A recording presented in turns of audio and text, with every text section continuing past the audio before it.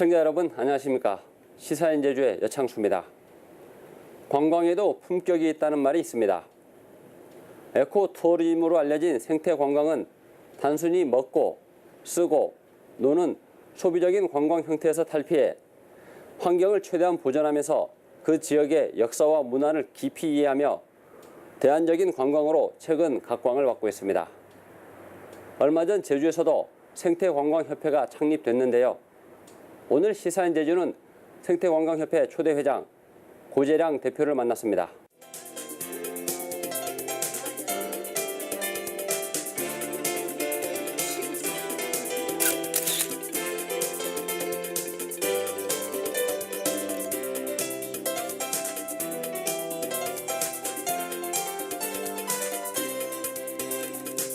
네, 고재량 대표님 만나십니까? 안녕하세요.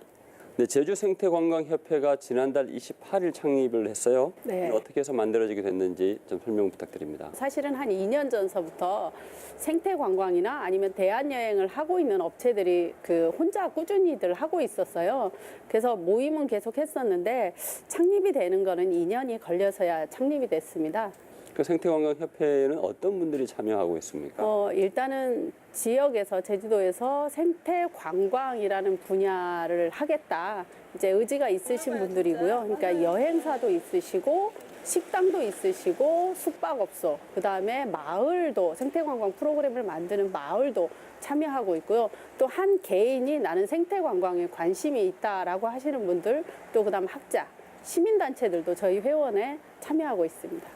참여할 때 자격 같은 거는 뭐 특별하게 제한 두시는 게 있습니까? 일단은 관광이라는 요소를 하는데 자연환경을 보존하겠다라는 기본 의지, 또 관광이라는 테마를 가지고 지역 경제에 기여를 하겠다, 지역의 다양성을 존중을 하겠다, 이런 의지를 가지고 이제 일을 해야 이제 저희 생태관광협회에 들어올 수 있습니다.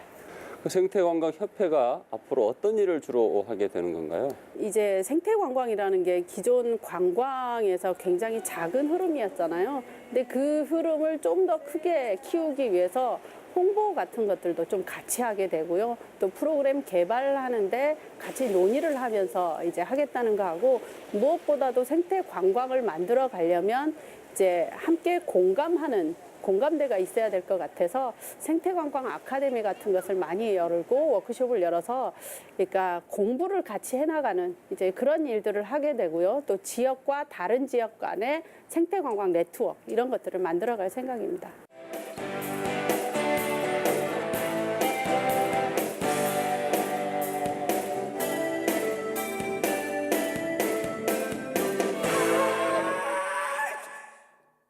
그 생태관광 이렇게 말씀을 하시는데 도대체 생태관광이 네. 어떤 겁니까?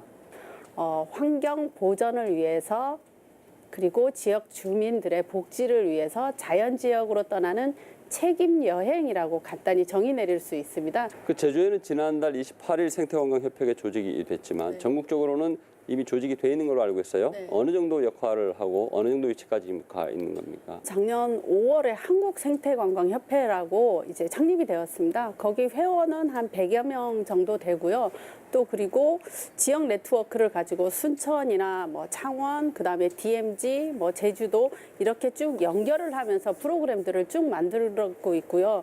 그 한국생태관광협회에서는 뭐 국제 네트워크라든가 아니면 전국을 대상으로 생태관광 아카데미 이런 것들을 쭉 열어가고 있습니다. 그 사실 관광이라는 게 소비 지향적입니다. 네. 그리고 이제 관광이라는 말과 생태, 그다음 친환경, 환경 보존이라는 말은 어느 정도 이게 대립적인 측면이 상당히 많이 있어요. 생태관광은 역시 생태관광을 하면서 자연훼손을 부를 수밖에 없는데 그러한 어떤 거를 경감시키기 위한 노력 같은 거는 어떻게 하고 있습니까? 네, 그 생태관광의 정의에도 그게 들어가 있잖아요. 환경의 보전과라는 부분이 맨 앞에 붙어요. 그러니까 인간이 여행을 하면서 어쩔 수 없이 불가피하게 배출할 수밖에 없는 CO2, 그다음에 쓰레기 이런 부분에 관해서 이 책임 여행을 하시는 분들은 자기 여행 경비의 1%를 자연보전 기금으로 꼭 냅니다. 이건 필수 사항이에요, 저희들이. 그래서 자기가 스스로 내서 내가 이런 거를 여행하면서 어쩔 수 없이 배출했지만 이런 나의 CO2 발자국이나 이런 것들을 상쇄시켜 줄 수 있는 활동에 이제 기여하고 싶다라는 의무를 지죠. 그 생태관광이라는 말을 이렇게 들어보면 그 키워드 중에 하나가 환경보호라는 네. 측면하고 그다음에 내면적인 것 중에 하나가 지역 주민들이 어떻게 참여하느냐인 네. 걸로 보이는데 실제 지역 주민들의 관심, 참여도 어느 정도 돼 있습니까? 제주도에 정말 많은 마을들이 자기 자체 프로그램들을 가지고 있어요. 그 프로그램들은 자기 마을과 인접해 있는 자연 환경을 소재로 아니면 문화를 소재로 만들고 있는데 뭐 하도리인 경우에는 뭐 바다와 얽힌 체험 프로그램 또 그다음에 서늘리인 경우에는 뭐 세계유산이라든가 동백동산을 가지고 만들어 놓는 프로그램 이런 것들을 주민들이 자체적으로 프로그램들을 많이 만들어 놓고 있거든요. 그러니까 제주도는 생태 관광이라는 부분에서 지역 주민들이 다른 지역보다 훨씬 더 빠르게 프로그램들을 잘 만들어 놓고 있습니다.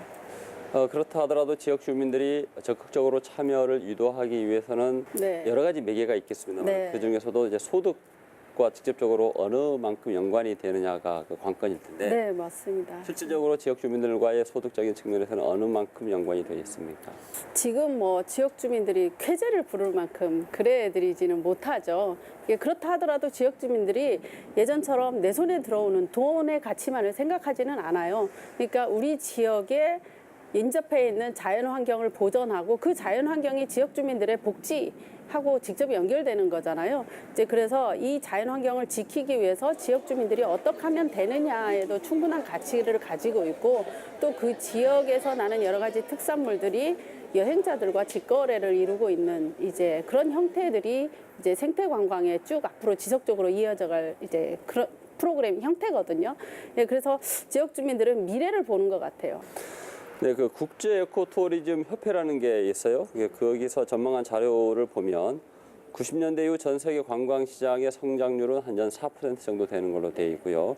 에코투어리즘, 즉 생태 관광은 한 20% 정도가 성장하는 걸로 지금 전망치가 나와 있는데 현장에서 느낄 때 이 생태 관광의 어떤 성장 잠재력, 성장률 어느 정도로 느끼고 계십니까? 굉장히 성장률은 현장에서도 느낄 수 있어요.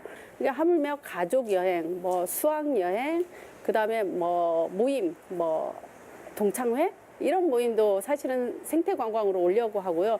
이제 신혼여행도 사실은 생태 관광으로 오려고 하는 이제 다양한 그룹들이 생태 관광을 하려고 하는 것 같아요. 이런 걸로 볼 때 성장률은 뭐 20% 이상을 넘고 있을 거다라는 걸 현장에서도 느낍니다.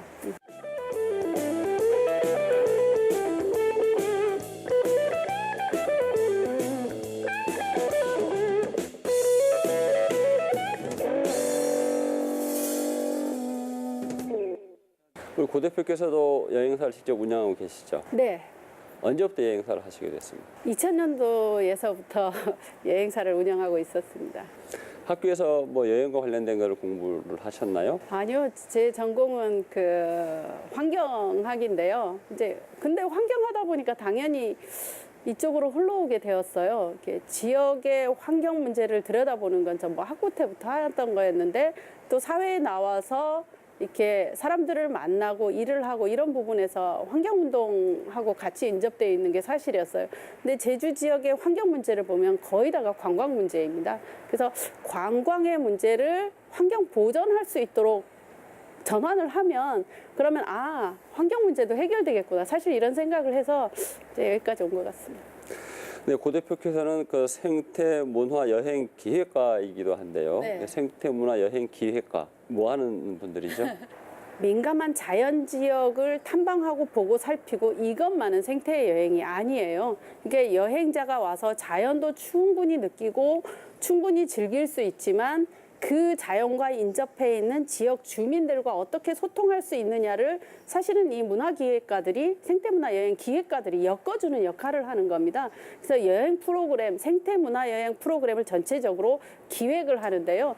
그러니까 어디를 가면 좋은지, 어떻게 자면 좋은지, 누구를 만날지, 또 그리고 무엇을 먹을지 이런 것들을 지역의 복지에 도움이 되게, 지역 경제에 도움이 되게, 자연 환경의 보전이 되게 이런 생태 관광의 철학들을 잘 엮어서 여행 상품을 만드는 것을 생태문화여행 기획가라고 합니다. 그 여행 상품을 기획하고 이렇게 만드신다 그랬는데 우리 고 대표께서 직접적으로 기획한 상품 중에 네. 가장 대표적인 게 있으면 하나 소개 좀 해주시죠.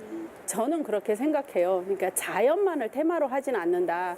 어떤 지역의 사회 문제가 있다면 그 사회 문제를 여행이라는 테마를 가지고 풀 수 있는 것, 그런 프로그램을 만드는 것도 저는 생태관광이라고 생각을 하거든요.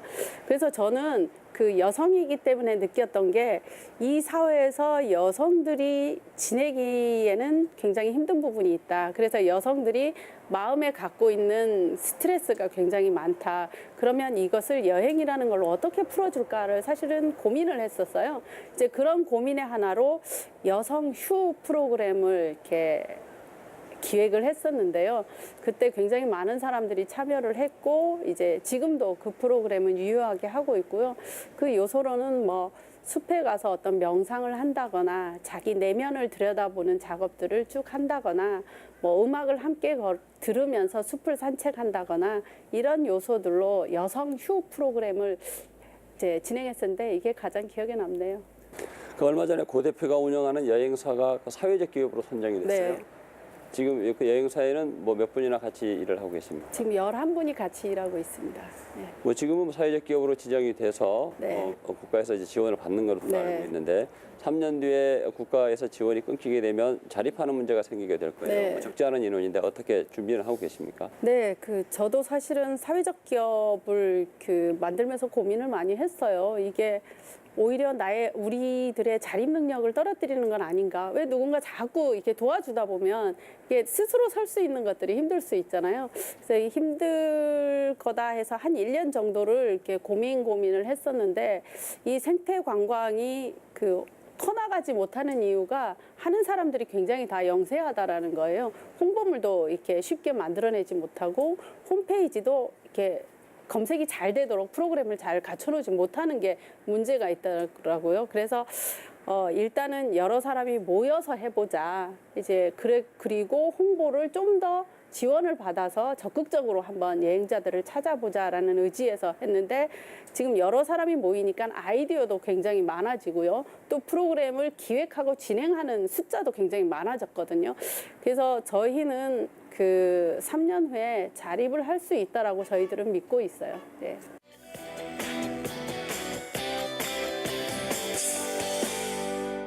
네, 개인적인 질문을 좀 드리겠습니다. 며느리 역할도 해야 되고 뭐 아내 또 어머니 역할도 해야 되는데 여행사를 운영을 하고 있어요. 그리고 네. 생태관광협회 대표로도 활동을 해야 되는데 네. 뭐 어렵거나 뭐 버겁지는 않으십니까? 어렵죠. 어렵고 버겁고요. 그다음 가끔 그만뒀으면 하는 생각도 없는 건 아니에요. 있어요.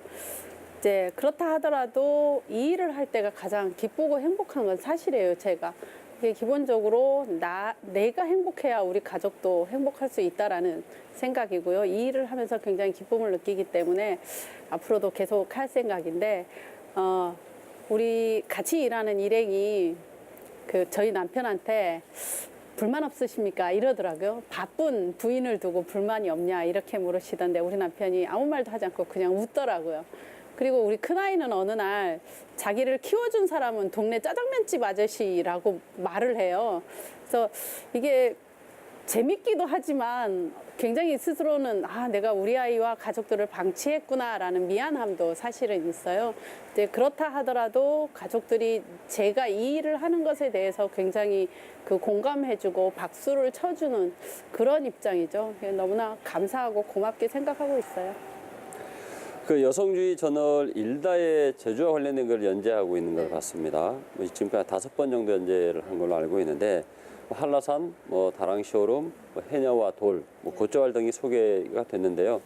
참 재밌고 감명 깊게 읽고 있습니다. 이 연재는 언제 어떤 계기로 시작하게 되셨나요? 올해 초부터 글은 쓰기 시작했고요. 그 다음에 어쨌든 제가 제주도에서 제주도 역사문화 자연 생태를 가지고 여행을 만들고 그 여행을 만들기 위해서는 공부를 수없이 했던 건 사실이에요.